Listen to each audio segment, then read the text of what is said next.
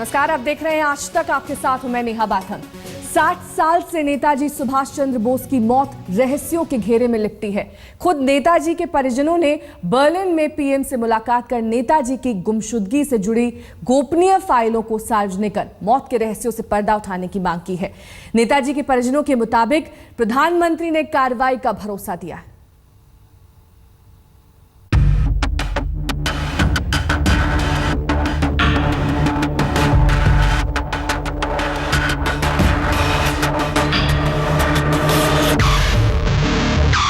क्यों?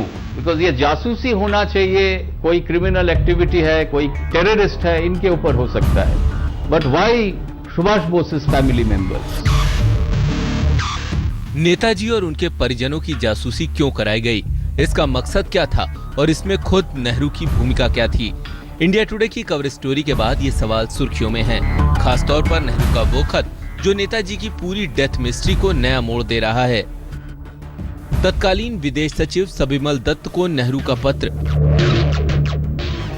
मेरे जापान छोड़ने से पहले मुझे पता चला कि शरद चंद्र बोस के बेटे श्री अमिय बोस टोक्यो पहुंचे हैं। उन्होंने मुझे भारत में ही बताया था कि वो टोक्यो जाने वाले हैं। मैं चाहता हूं कि आप टोक्यो में हमारे राजदूत से पूछें कि उन्होंने वहां क्या किया। क्या वो हमारे दूतावास पर गए थे? क्या वो रेंकोजी मंदिर भी गए थे? आखिर अमिय बोस के रेंकोजी टेम्पल जाने या न जाने का क्या मतलब हो सकता था नेहरू के लिए? नेहरू नेताजी के भतीजे की टोक्यो यात्रा पर क्यों नजर रखना चाहते थे? हालांकि कांग्रेस इसे नया प्रोपेगेंडा करार दे रही है। और अगर 47 से पंडित जवाहरलाल नेहरू की जासूसी करा रहे थे तो उस सरकार में तो श्यामा प्रसाद मुखर्जी भी थे, जो जनसंघ के संस्थापक है। तो फिर श्यामा प्रसाद मुखर्जी ने भी उनकी जासूसी कराई। फिर उसमें गृह मंत्री सरदार पटेल थे, उन्होंने भी जासूसी कराई। इंडिया टुडे के हाथ लगे खुफिया दस्तावेज के मुताबिक अमिय बोस पर नजर रखने की बात ब्रिटिश खुफिया एजेंसियां भी मान चुकी हैं। खुद नेहरू की चिट्ठी भी ऐसी जासूसी की पुष्टि करती है। ये उन दस्तावेजों में शुमार है जिसे सरकार ने टॉप सीक्रेट कैटेगरी में रखा है। इन्हें सार्वजनिक करने की मांग अरसे से होती रही है, लेकिन जासूसी प्रकरण सामने आने के बाद नेताजी के परिजनों ने ऐसे तमाम दस्तावेजों को सार्वजनिक करने की मांग उठा दी है। इस सिलसिले में नेताजी के पड़पोते सूर्या बोस ने जर्मनी दौरे पर प्रधानमंत्री मोदी से मुलाकात कर जल्द कार्रवाई की मांग की है। नेताजी के परिजनों के मुताबिक प्रधानमंत्री ने कार्यवाही का भरोसा दिया है। नेताजी की गुमशुदगी के मामले में सच सामने लाने के साथ जासूसी कांड पर भी प्रधानमंत्री ने दूध का दूध पानी का पानी करने की बात कही है। सवाल है कि क्या प्रधानमंत्री 60 साल से गोपनीय फाइलों को सार्वजनिक करने का आदेश दे पाएंगे, जिनकी एक हकीकत ये भी है कि ऐसी 202 फाइल्स को सार्वजनिक करने का आदेश केंद्रीय सूचना आयोग 2007 में ही दे चुका है, लेकिन आज तक इस पर अमल नहीं हुआ। 2013 में ये पता चला कि इनमें से 4 फाइल्स गायब हैं। ये वो फाइल्स हैं जो हादसे और नेताजी के ठिकाने और रिंकोजी टेम्पल में नेताजी की अस्थियों को लेकर हैं। तो इसका मतलब क्या निकाला जाए? आखिर नेताजी को लेकर कैसा सच है जो सरकार 60 साल से छिपा रही है? ऐसे में आशंकाएं तो तमाम उठेंगी। आज तक ब्यूरो। नेताजी सुभाष चंद्र बोस की मौत के बारे में तो अब तक हम यही सुनते आए हैं। 60 साल पहले एक हवाई हादसे में उनकी मौत हुई थी। ये बात हालांकि बहुत से लोग नहीं मानते और प्लेन क्रैश की बात भी खारिज करते हैं। तो क्या हम जो जानते हैं वो पूरा सच नहीं है? नेताजी और उनके परिवार वालों की जासूसी के खुलासे के बाद 2 लोग ऐसे सामने आए हैं जिनके बयानों से नेताजी की डेथ मिस्ट्री में नया मोड़ आ चुका है।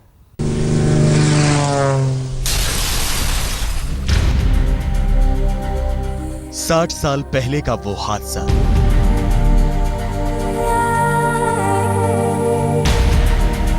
उस विमान हादसे में नेताजी मारे गए थे या फिर जिंदा बच गए थे?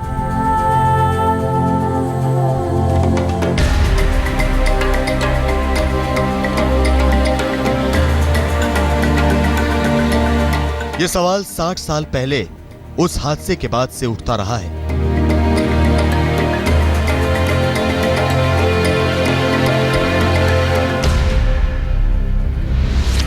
नेताजी अगर जिंदा थे तो हादसे के बाद फिर कभी सामने क्यों नहीं आए?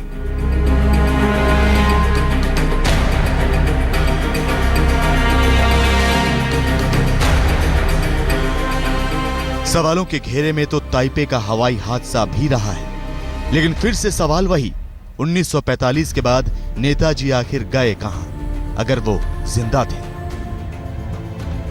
इन सवालों पर सरकार कुछ कहती रही है, नेताजी के परिजन कुछ और मानते हैं और आजाद हिंद फौज में उनके बेहद करीबी रहे सहयोगी कुछ और बताते हैं। सुनिए उस रहस्य का सबसे सनसनीखेज पहलू। निजामुद्दीन, नेताजी के ड्राइवर। हमको मरवा देंगे। जगराम, नेताजी के गनर। मरे नहीं मरवाए गए हैं।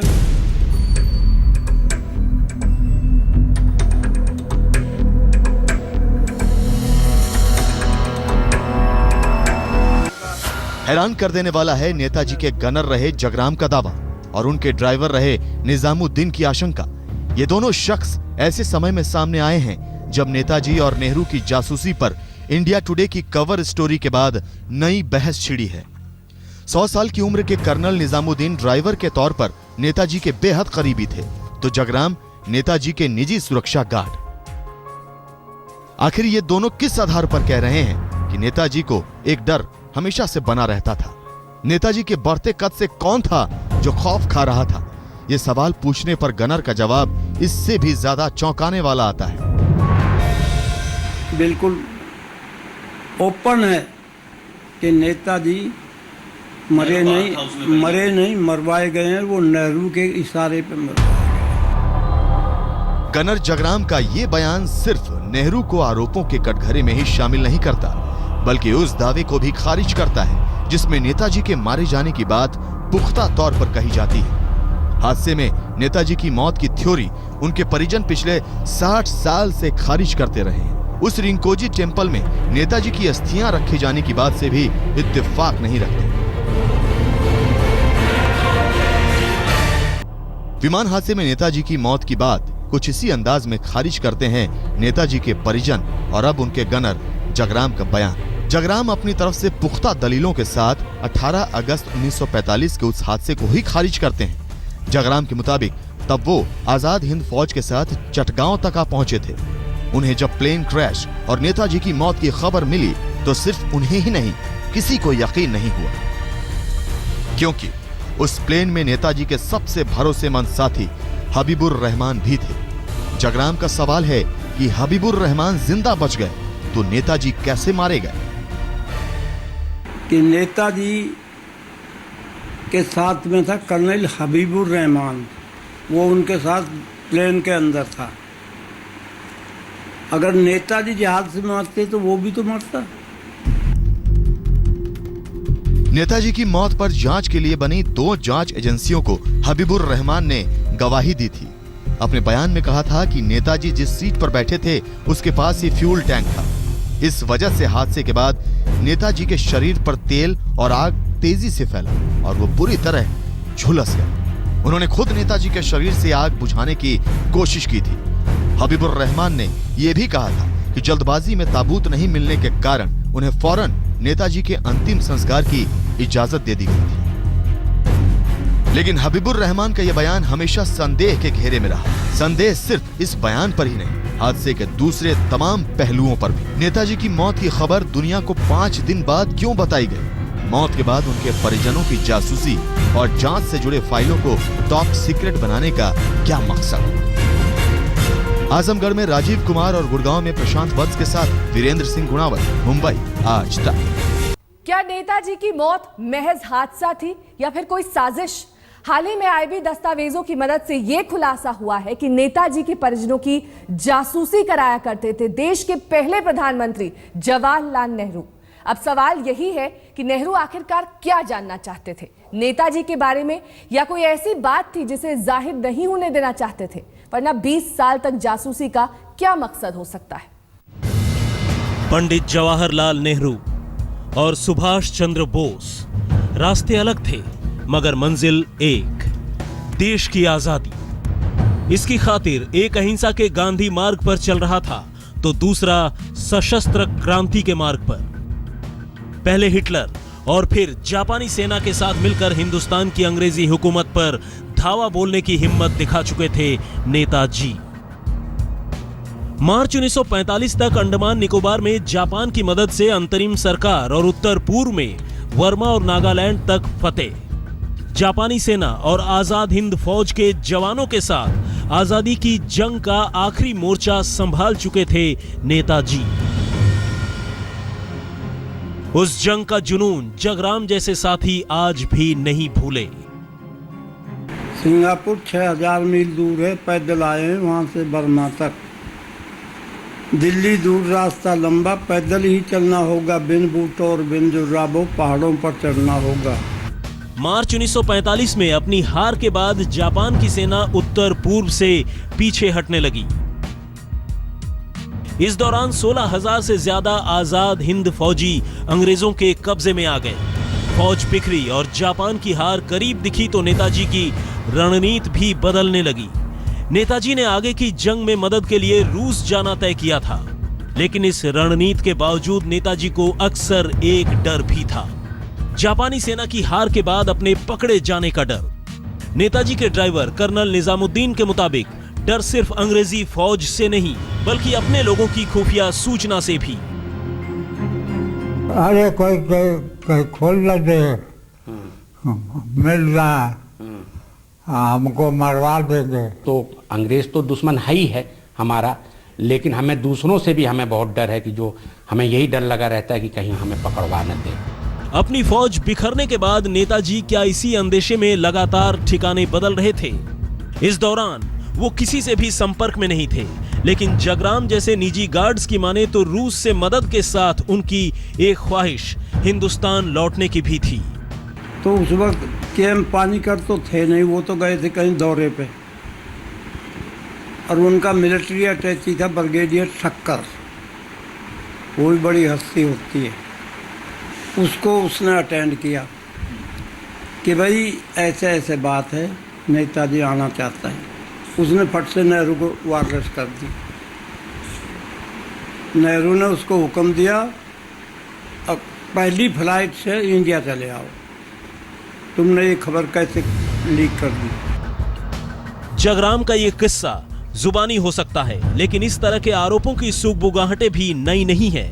60 साल नेताजी के परिवार वाले भी कहते रहे हैं, खास तौर पर जासूसी कांड के खुलासे के बाद की, कि नेहरू नहीं चाहते थे नेताजी कभी वापस लौटें। नेताजी ने कभी निजी तौर पर ऐसी ख्वाहिश जताई थी या नहीं, इसका जिक्र कहीं नहीं मिलता। 18 अगस्त 1945 के बाद तो खैर सच ही विवादास्पद है। उससे पहले नेताजी की एक ही रणनीति थी, जापान की हार के बाद रूस से मदद, जिसका आश्वासन उन्हें रूसी सरकार ने दिया था और जापान ने उन्हें मंचूरिया होते हुए मास्को पहुंचने का इंतजाम किया था। 18 अगस्त 1945 को वही प्लेन क्रैश हुआ बताया जाता है और उस विमान हादसे में नेताजी की मौत की बात। लेकिन ये दोनों ही तथ्य 60 साल तक विवादास्पद। अमेरिकी खुफिया एजेंसी भी इसे संदेह की नजर से देख रही थी, क्योंकि रूस जाने वाले जिस प्लेन पर नेताजी सवार हुए थे, न तो उसके पैसेंजर लिस्ट में उनका नाम था और न ही उस अस्पताल में जहां उनके इलाज का दावा जापानी सरकार ने किया था। यहां तक कि उस डॉक्टर को भी यह नहीं बताया गया था कि वो सुभाष चंद्र बोस का इलाज कर रहा है। यही नहीं, जिस शमशान में अंतिम संस्कार का दावा किया गया उसमें भी नेताजी का नाम नहीं दर्ज था। सीआईए को शक था कि नेताजी कहीं अंडरग्राउंड तो नहीं हो गए। आजमगढ़ में राजीव कुमार और गुड़गांव में प्रशांत वत्स के साथ वीरेंद्र सिंह घुणावत, मुंबई, आज तक।